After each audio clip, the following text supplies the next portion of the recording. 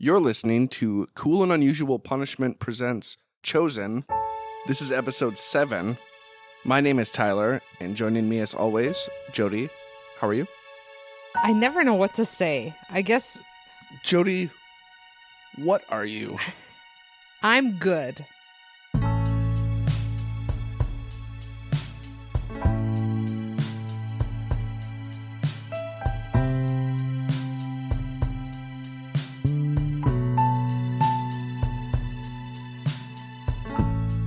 So, last episode we were talking about the Wounded course. Mm-hmm. Where are we now? We're still on the Wounded course. There was one particular piece of that curriculum that we mentioned that I have some specific information on. I want to read some of it because I think it's unusual for these to be problematic areas for a church to be worried about. Mm-hmm. This is the performance addiction and misery addiction. Yeah. Maybe it's just interesting to me. Mm-hmm. The idea that a church would be worried about somebody having performance addiction or misery addiction is just kind of funny to me. It just does not seem like what I was expecting to have whole document written about. So let me share some of this, okay? This was part of the course. This week, you have the opportunity to learn about your emotional addictions and how they affect your ability to heal from your wounds. Each of us has developed a certain flavor of emotional addiction that is determined by factors like how our parents raised us, how they were wounded, and how we were wounded by them and other significant role models. There are two basic types of emotional addiction: performance addiction and misery addiction. Duh. There's absolutely no other types. Maybe we'll find out. Maybe these are broader than I'm picturing, but I can see what those two might be. But then I can think of many other kinds of emotional addiction. But okay, performance addiction and misery addiction. Yep. You may have one of these addictions in its purest form. However, most people are probably a combination of the two. Okay, the one-upper at work, performance addiction. Relationship jealousy, misery addiction. Whoa. Maybe this is right. Whoa. Those are the only other two, by the way. Performance addiction begins as you discover that you have certain talents and capabilities that allow you to achieve and accomplish beyond the normal ability of most people. That is why performance addiction is known as the, quote, curse of the capable. To have a performance addiction, one of your parents or a significant role model has to have it as well. Hey, look, it's concrete. I've been waiting to have hard and fast rules this whole series, and I didn't expect it to be here, but okay. It's genetic, the performance addiction. Or the capability, certainly. Right, okay, right. Gotcha. Certainly there's no families with black sheeps or, Consequently, in the course of your relationship together, this parent offered you relationship only if you performed at the highest level. If you strayed from the path of perfection, parental approval was immediately withheld. This means that you grew up rating all of your behaviors on a scale that ranges from inadequate to perfect. Anything less than perfect was not worthy of emotional reward. So you learned to keep score with yourself in all areas of life. The paradox of performance addiction is that performance addicts achieve at a very high level but never measure up. While performance addicts desperately want love and acceptance, their addiction drives people further away instead of bringing them closer. This causes performance addicts to work harder, which drives people even further away still. Driven so far away at this point. Oh my God. This endless cycle creates a lack of relational integrity, which means that performance addicts value performance above people, What performance addicts do not see is that their busy schedules are actually being used to protect them from the cost of intimacy and real relationship that they so deeply crave. There is just a million spelling errors in this thing, and I'm just hopping around, you know. How do performance addicts approach wounded? Performance addicts attempt to produce the finest homework with the most exciting detail. Okay, so were these archetypes created as a result of having the course of wound? Like, these are the kind of people we see come in here. You're gonna come in here, you're gonna try and do your homework, and you're gonna think I'm doing it right. Well, you're not. Yeah, that feels like something that, I mean, I'm not answering yes to your question. Right. I'm saying that feels like something we would hear. I think I asked last episode if it was possible, if anybody had ever gone through this course without discovering the wound. I guess they've accounted for it. Yes. All right.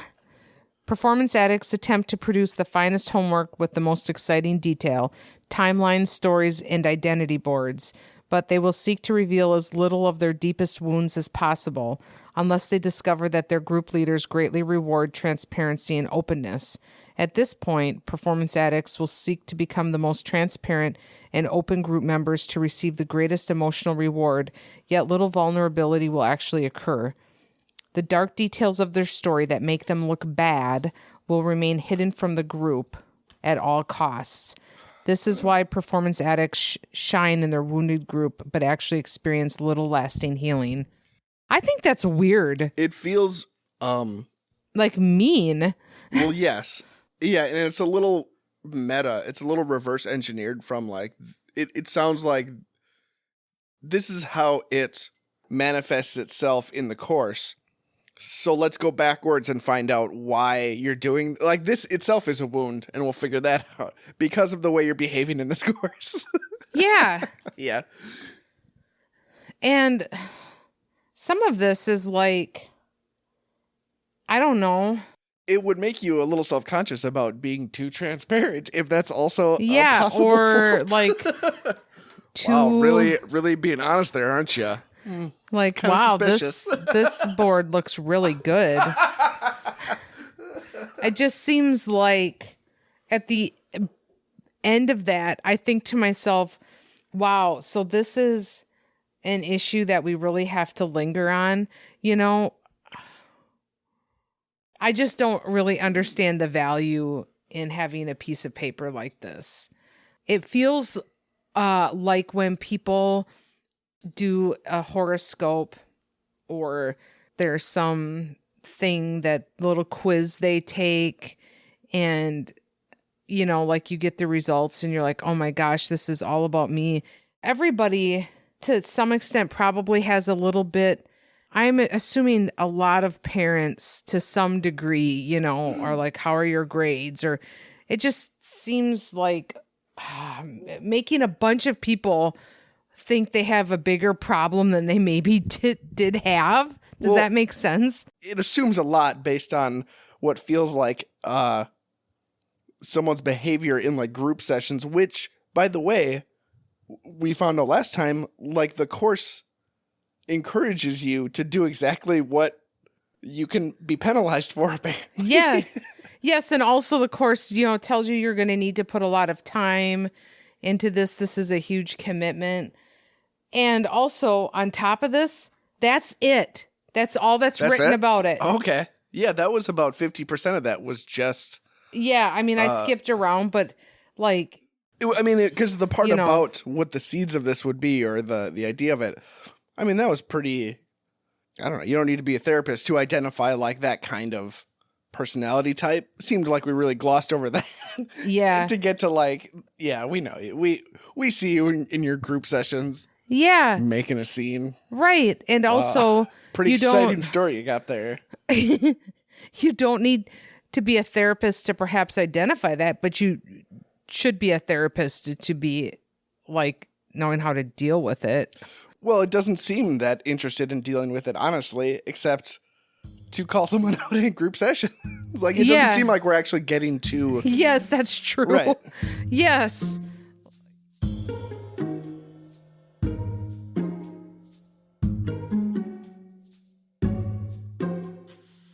Okay, misery addiction. Your homework is very bad. Misery addiction begins when you are wounded by the person in life who loves you most. Suddenly, this person who has been the source of your greatest relationship becomes the source of your greatest pain. In that moment, your brain creates a file that says love equals unbearable pain, and the emotional world of the misery addict flips. Suddenly, everything in life that should feel positive feels negative. Achievement produces anxiety, and intimacy creates fear. Happiness brings discomfort. Pleasure feels like pain, and feeling better actually feels worse. At the same time, everything in life that should produce negative emotional responses suddenly feels comfortable. The focus of misery addicts is to get rid of all the uncomfortable and anxious emotions of life, which can often feel quite painful. Their goal is to feel good again, so they push away from everything positive to avoid negative emotions, which is often like a pit in the stomach or a lump in the throat. This causes misery addicts to be addicted to avoidance. Misery addicts crave avoidance like alcoholics crave a drink, so they use tool addictions to help them actively avoid life. Porn, computer use, TV, sleep, food, spending, substances, hobbies, self-abuse, work, etc. Misery addicts long for intimacy more than any other group of people, yet they are scared to death of it at the same time. The primary tool for misery addicts is self-sabotage, and misery addicts have a compelling, heart-rending reason, also known as excuse, for why they choose what they do. Self-sabotage includes one or more of the following: a desperate need to be in control, poor anger management, impulse problems, crossing moral boundaries, being stuck in repetitive behaviors that don't work, returning to people and places that support the addiction, financial problems, problems with intimacy and isolation. Misery addicts cannot see what they are up to. Consequently, they are deeply offended by people who try to tell them what they are really doing to themselves. How do misery addicts approach wounded? Misery addicts will subconsciously try to sabotage the healing process at every turn without realizing what they are doing. Shouldn't this say, how could misery addicts be healed by wounded? Like, why are we hearing these weird why do we need to identify these sorts of people? Like, don't you think this is, like, bizarre? It does. Again, it feels, because these are different than the other kinds of wounds we talked about, where these specifically are described through the frame of, like, how will you try to ruin your healing in this course? Yeah, it's framed around the course. That's why we have to define them. Like, why are you screwing up in this course? Like, the other forms of abuse don't, like, the course itself isn't part of the description, but these are. Yeah. Okay. So we got people doing good and then people doing bad in the course, and that's how we've identified our two addicts. They will say that they're engaged in the process, but at the same time, they may suddenly have to miss a couple of sessions for sickness, work, etc., or drop out altogether. Misery addicts will often forget to do their homework or simply run out of time. This literally is just you're good at homework or you're bad at homework, but either way, we got you. Yeah. Yes. If they do put together a timeline or get their letter written, they will often confuse the purpose of the assignment or miss the point altogether. If someone in the group starts to offer them real relationship, misery addicts will feel encouraged at first, but will eventually find a reason to pull back from the person offering relationship. That must be like a term, like offering relationship. Like, yeah. Misery addicts may find it difficult to trust one or both of their leaders. And above all, misery addicts will subconsciously find ways to feel miserable and discouraged during the process while other group members are starting to experience healing and freedom, believing that healing can come for others but not for them. You know, doesn't this also feel like a way? I bet a lot of people were uncomfortable in that course. And doesn't it feel like a way to just put all of those feelings, like, listen, you're feeling that way because you're a misery addict. The type of person described as a misery addict, maybe it's a broad way to say it, but those are real, like, abusive, like, personality, like, substance abuse and addiction issues can come from trauma, obviously. That you would think that would be the focus if we're describing that sort of person. It's only in relation to, like, why they're not doing good in the course. It's weird to reference yourself in your own course, like, why. And yeah, we have both sides. We have a way to target anybody through these two descriptions. Yeah. You're either trying too hard or not enough. Exactly. Yeah.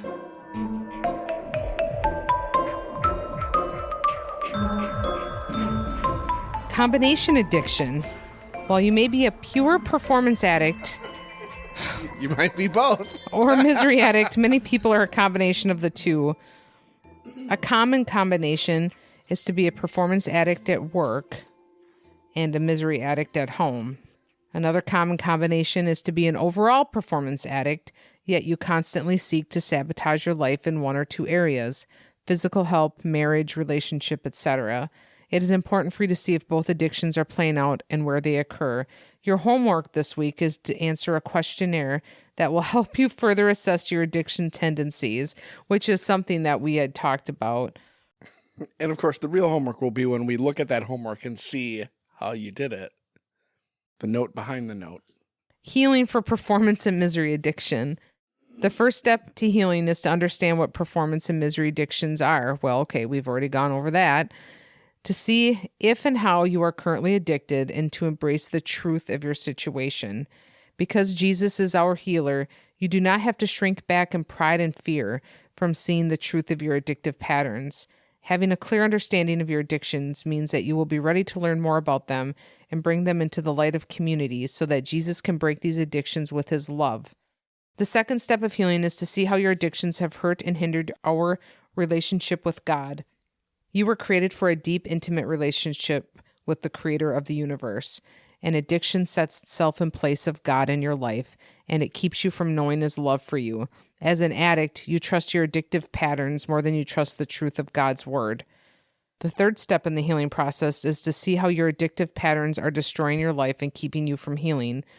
When you are addicted, it is very difficult for you to believe that your addictions are harmful because they feel so comfortable to you. The fourth and perhaps most painful step of healing is to see how your addictions have hurt the people you love and damaged your relationships. Both performance and misery addicts push away the people who love them the most. It will be very difficult for you to see the depths of destruction that you have brought into your relationships if you choose pride. Once you have seen the weight of your addictions and what they have done to your relationship with God, you and your relationship with others, it's time to ask God to break your heart for what you have done. This is known as godly sorrow. Godly sorrow brings you to repentance, frees you from sin, and produces real life change. Godly sorrow is painful and costly. It hurts a lot to feel the weight of your sin, but the end result of godly sorrow is hope, healing, and freedom. The next step is a daily step. You must renew your mind to the truth of God's word. Your mind has been filled with lies. You need a new way to think. God's truth is the only antidote. The final step in your healing is a long-term commitment to a community of godly people who will continually love you and call you into who you are created to be. You need people who will not allow that to live in your addictive patterns, people who will love you into healthy patterns of relationship. This is what the wounded community can be for you. I guess I was going to say it reinforces kind of what we talked about this before, that it felt like a boot camp, sort of, that we've defined two ways that we, if need be, can classify anybody coming into the course as doing too well or not doing well enough. But either way, we have a method to which you can call someone out as not doing this right. Yeah, like the part where they're telling you like how they can pick out your behaviors in the class. But then when it gets to the actual healing part, and then break your heart, and then God's truth will flood in. And what is that? Well, we have a community of people which will fill it for you. And, like this class is like 10 weeks long, so good luck. I mean, people with problems sometimes require therapy for a long time, right? Yeah, I guess I hadn't thought of that we were talking about this being like a gauntlet. But yeah, if these are real problems, 10 weeks is probably maybe not enough to get you to a healthy place. Right. Yeah.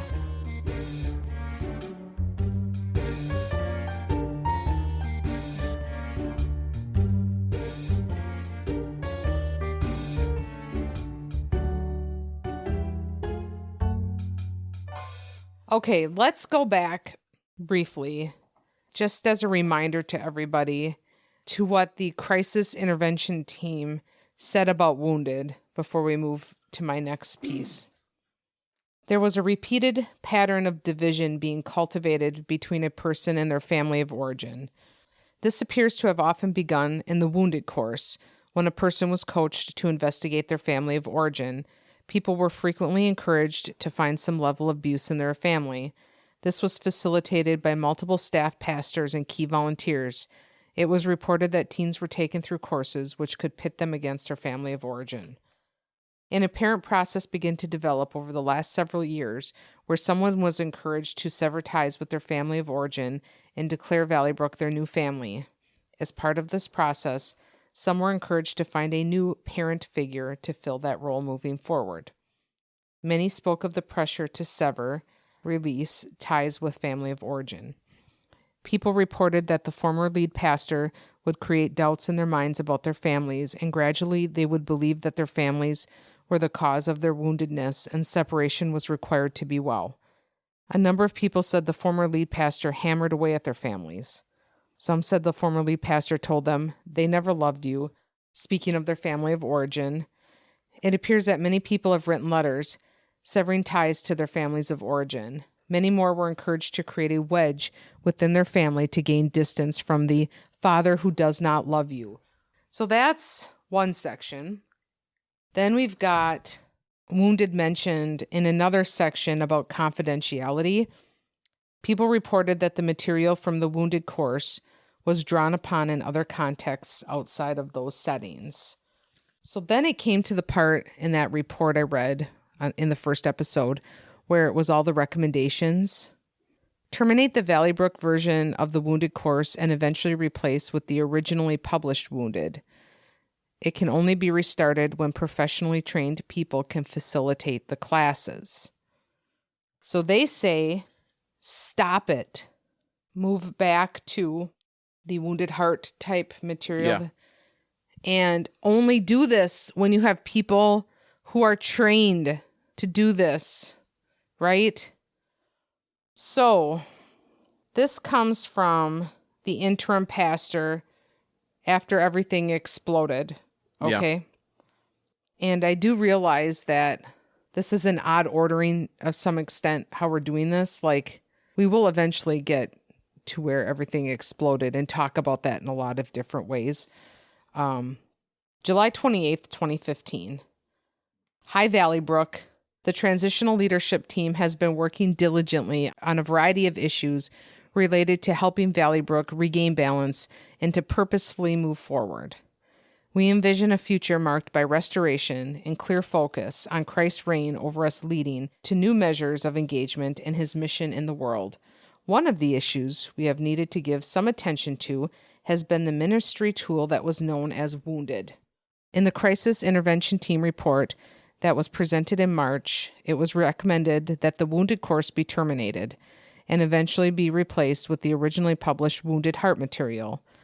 The reason for the recommendation was that in the findings of the CIT, it was discovered that among those who had in some way been spiritually or emotionally abused through Valleybrook Ministries in the past, a very large segment of those had been injured in our Wounded course. It was also discovered that some of what was happening in Wounded was not consistent with the printed material from the original Wounded Heart material written by Dan Allender. In fairness, we are aware of many stories of people who were in some way meaningfully helped over the years through the Wounded course. Even on our transitional leadership team, there are members who would testify to having experienced the touch of God and a measure of life transformation through this ministry in years past. The concern that has developed about the course centered on the way aspects of the ministry morphed and became disruptive and hurtful in people's lives. I will interject a personal opinion here. I think to myself, if you are having a transitional leadership team, which we will talk about more later, feels risky to have the team that's going to transition you away from what's happened include people who were there for it. Yeah. Like, Yeah, and why that would was- you do that? That was part of the recommendations. Like, it was kind of, we'll take a little bit of everybody. Yeah, and kind of, it just seems weird to me. Pastor Tim has met with scores of people, and he has heard lots of accounts from both leaders and participants in the ministry.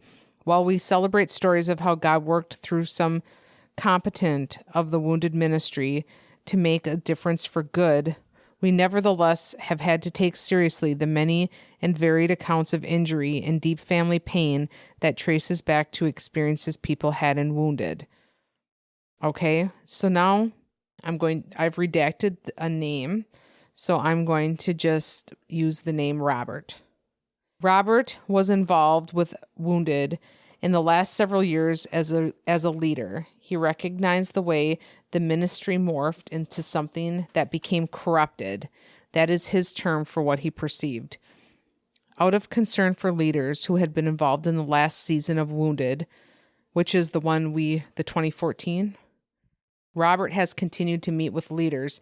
This summer, that group is going through a study of the book, The Subtle Power of Spiritual Abuse. That group actually did stop meeting at some point not long after this email. Robert has wanted to offer care to these leaders as they sort through some of what happened.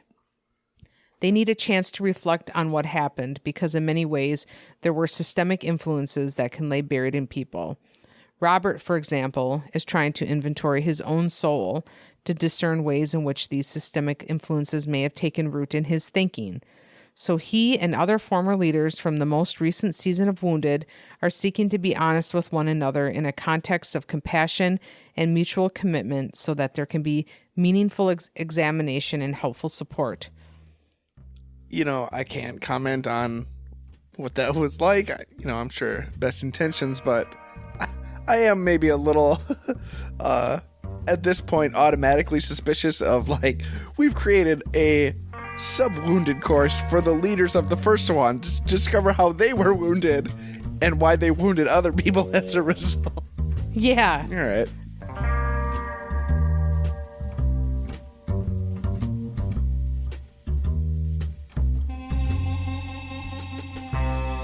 Robert submitted a paper to the transitional leadership team that he has also distributed to the leaders from the most recent season of Wounded.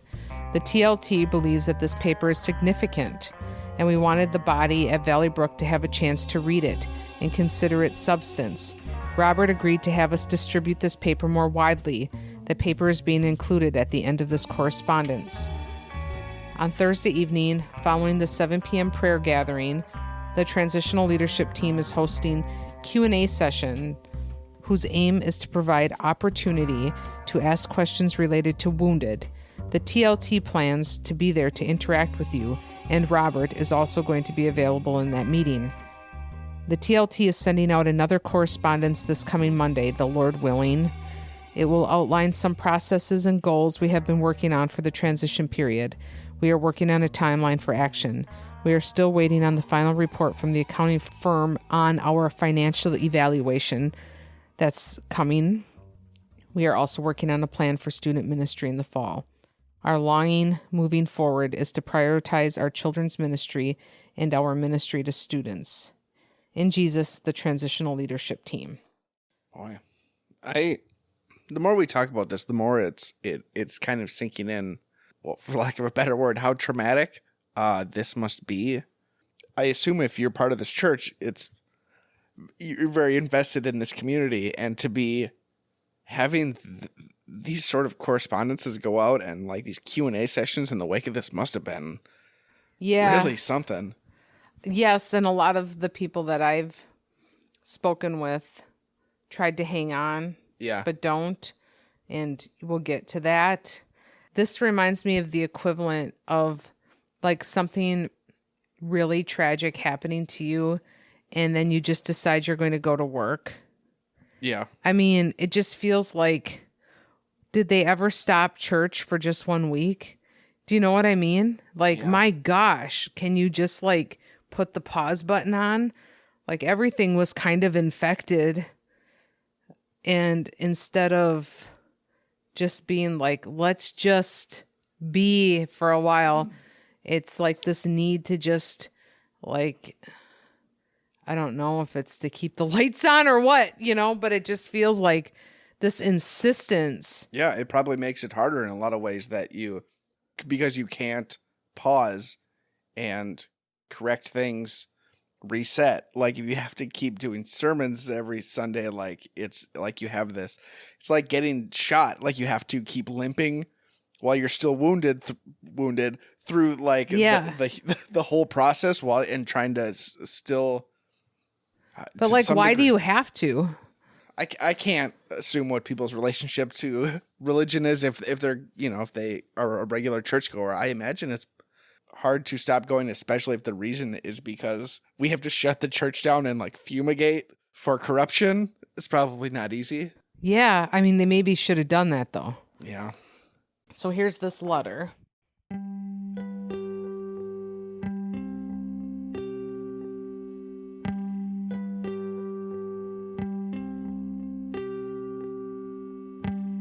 Putting Wounded to Rest, revised edition, 7/6/2015. Okay, remind me. This is the letter that Robert wrote that the crisis team said you should share this with. Yes, okay. So this pastor prefaced this with this email, gotcha. And then here's the attachment. Introduction. In the fall of 2011, I went through my first season of what was then Wounded Heart. The initial season was transformational for me. I was so deeply impacted that I started co-leading a small group the following season. In the summer of 2013, I took on deeper responsibility within the program, eventually rewriting the curriculum and coordinating all logistical aspects of the program, which had become known simply as Wounded by that time. The summer of 2013 also saw an overall leadership shift in the program. The corruption of Wounded. In the last 2 years, under Doug's leadership, Wounded still produced some positive results. I experienced some significant healing myself, and I witnessed other lives being changed in powerful ways. However, our focus began to change. As has been reported by the crisis intervention team, participants were improperly being led to make severe boundaries with their families of origin, including severing ties completely. Based on conversations I've had, it is apparent that this was happening regularly in Doug and Nate's small groups. This emphasis also touched the leadership team, as we were taught during our preseason in September 2014 that if our parents did not love us perfectly, they hated us. The prevalence of spiritual abuse within the Wounded program, including the above example, had become increasingly clear since the CIT provided the findings of their investigation. While this abuse was not limited to Doug's direct leadership, it could be argued that his leadership was at the root of it. It had also become clear that many of the Wounded leaders took on some of the abusive patterns we learned from Doug. This corruption is a tragedy. Wounded had been an incredible resource for hurting people, and God used it to change hundreds of lives over the years. Wounded had been an incredible resource for hurting people. I know what he means, but the corruption that occurred has virtually undercut whatever good there was. It was insidious and impacted the program and its leaders in ways that we are still discovering. Wounded at this point is irredeemable. Because of that, I would like to officially pronounce that Wounded is dead. It is gone, never to return. The only thing left to do, which is a mighty task, is to help those who have been hurt in the context of the Wounded ministry find healing and closure. Like, I hope that involves therapists. Yeah. Well, I hope it doesn't involve another course. Certainly. I did look at, and I should remind everybody, I forgot to at the beginning, we are speaking about Valleybrook at a very particular period of time. I'm not speaking to what's happening at Valleybrook at this time. I do not know, but I did look at their small groups and I didn't see anything called Wounded. Gotcha. Taking responsibility. Toward that end, I would like to personally take responsibility for the damage that Wounded has done. I am honestly unaware of any abuse I have personally perpetrated, although I am asking God regularly to show me any such instances if they occurred. Regardless, I have become the face of the program, and I long to publicly take responsibility for what happened. More importantly, and closer to my heart, I want to sit with people who were hurt, listen to their stories, and, in as much as I can, help facilitate their healing process. My heart beats for this right now. I do think that should not be the person to help somebody heal at this point. If this is a sincere letter, like there feels like this need for everybody to just deal with this like right now and like contain it and we'll fix it, you know. And it's like, if this is sincere, then you need help and you should not be helping other people. Yeah, well, he sounds sincere, and I would believe it if he says he sincerely doesn't believe that he hurt people, and I would believe that he wouldn't know if he did. And him being like, well, look, I want to help, and like God will help me help you. Like it's sort of deferral of a personal responsibility. You don't want to accept that like I am a huge problem in this, and I probably shouldn't be part of the next step. But I really want to be part of the next step, so because I meant well, so you know, right, yeah. One aspect of that process that I've already assumed responsibility for is caring for former wounded leaders. Before the last season began, I felt God calling me to care for the leaders pastorally. I had no idea what that would mean fully until Doug and Nate resigned. I can see now that God, in his provision, was setting me up to offer the team the support, not only that they had already been lacking, but special support in light of the tumultuous nature of the last few months. I have been meeting and communicating with this group on a regular basis. I love them and my heart is broken for what they have experienced, which is also what he experienced. In July, we are going to start going through the subtle power of spiritual abuse together. My hope is that we will see where we have been abused, where we picked up abusive patterns, heal from these things, and learn how to love each other in spite of our varying experiences and circumstances. As I stated before and want to be abundantly clear about, wounded is dead. We are in the process of burying it. Does that mean that Valleybrook is finished with emotional healing ministry? I doubt it, but I will not presume anything. We are dreaming about Valleybrook launching a new ministry focused on emotional healing sometime in the future. Oh my gosh, why? This is therapy work. I was going to say that I like the strong language of this letter. It feels stronger than a lot of other things we've read about. Wounded is dead. We are burying it. It's gone. It's no more. Like, I appreciate the finality of understanding this was a problem and we are casting it away. And you want to believe that in the wake of that, we would learn healthier ways to deal with our emotional wounds previous to wounded or caused by wounded. But yeah, this guy picking up the torch to like, I'll lead us to emotional healing is maybe, he's maybe not the one to be carrying it. A lot of people would agree with you. Right. And when the person who wrote the curriculum is now like saying, oh, listen, I'm feeling called to. Yeah. I noted that as well. It's like, listen, you know what? I'm reading this as it is, and what I'm saying right now is my personal interpretation, which is not to say that this is what it is, but it feels a bit power trippy. A bit, you know, like a scene, an inn, you know, like let me go from key volunteer to this status and I'll help everybody. And again, it's like, you need help. You need help. This is in July of 2015. This is a few short months after this report came out.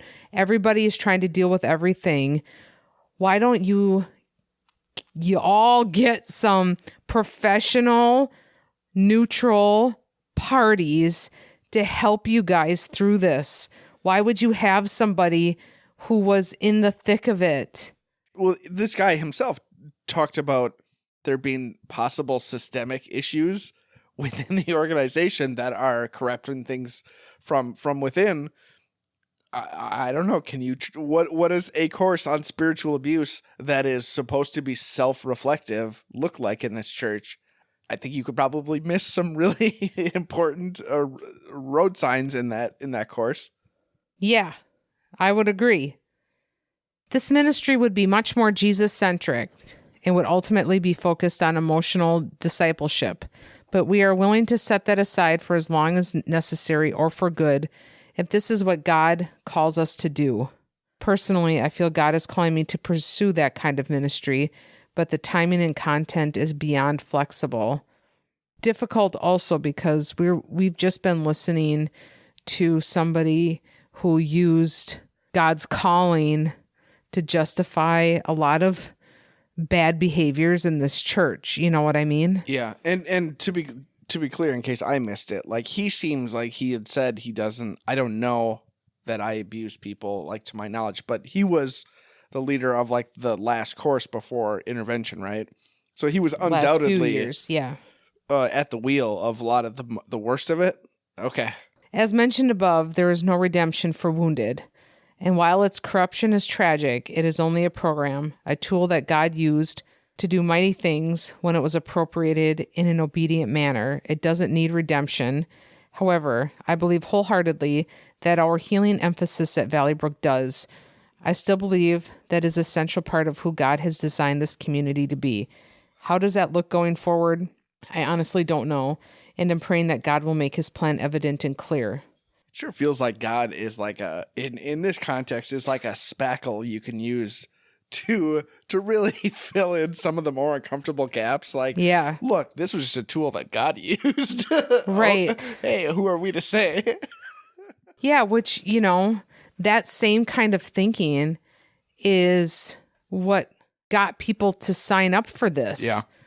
Well, this is God's, because when you operate... Because if you said this was these college kids really want to do their best with you, you might feel less inclined to submit to that authority.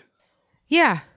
And, if you're a member of this congregation and you start having like conversations with Doug and getting noticed or whatever, a lot of what was used against people was like, this is God's, and then suddenly we're seeing it again. And I feel like anybody in this congregation reading this might feel a little skeptical about this because this is the sort of speaking that got them in this place in the first place. Yeah. And this is probably why there exists crisis intervention teams in situations like this, because I would think that in a church congregation, a lot of what you are talking about and learning about involve faith in God, which is an inherently vulnerable sort of place to put yourself in. So when you use faith in God as a method to weaponize it is really, that's a poor place to put your flock in.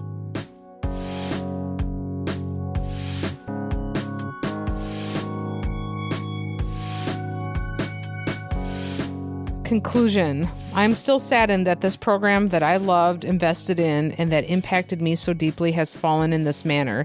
It makes me sick to hear how people were injured by something that was supposed to be healing. It makes me angry to increasingly understand how God and his word were manipulated in order to manipulate wounded participants. Thankfully, now that the program is officially dead, we can move on and find healing from the damage done. I'm grateful that we have a Father who knows our wounds intimately and is already at work in our hearts and minds to set us free.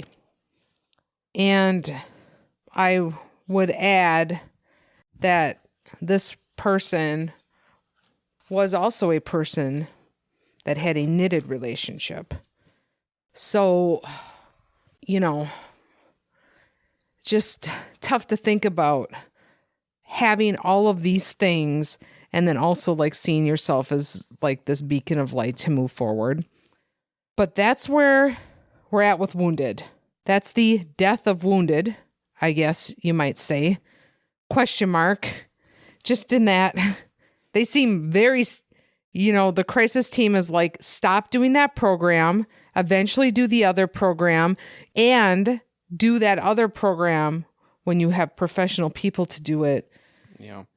Yeah, it's the appropriate end to, of course, like Wounded, but it's also not lost on me that this was done with a very tight leash. It seems like this was forced by a intervention team. Yes. Yeah. Right. Had that not been the recommendation, it's just strange, this desperation. I guess it's like when you are the creator of whatever it is, and then somebody says, like, you have to stop doing that. You just have this feeling of, I want to find a way to keep doing this or whatever, What was lacking in that letter was a acknowledgement that, one of the core conceits of Wounded was that everybody is wounded and that it's assumed that we are all in need of some kind of healing from a deep wound. I don't know that that's necessarily... There's no acknowledgement that, like, maybe we didn't all need to be doing this in the first place, and maybe some of us weren't wounded until we went through this. Yeah. Well, more to come next time. Yeah. Thanks for listening, everybody. Stay tuned.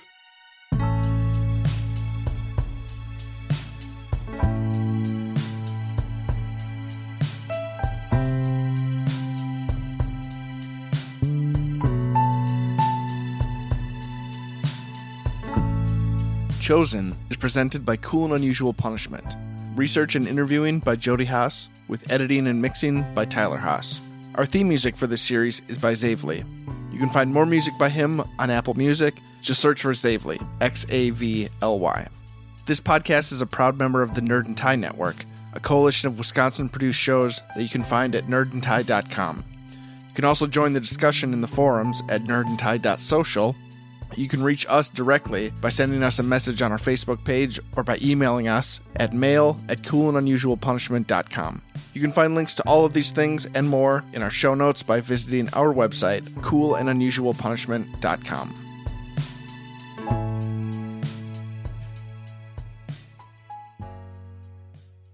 Wow, really being honest there, aren't you?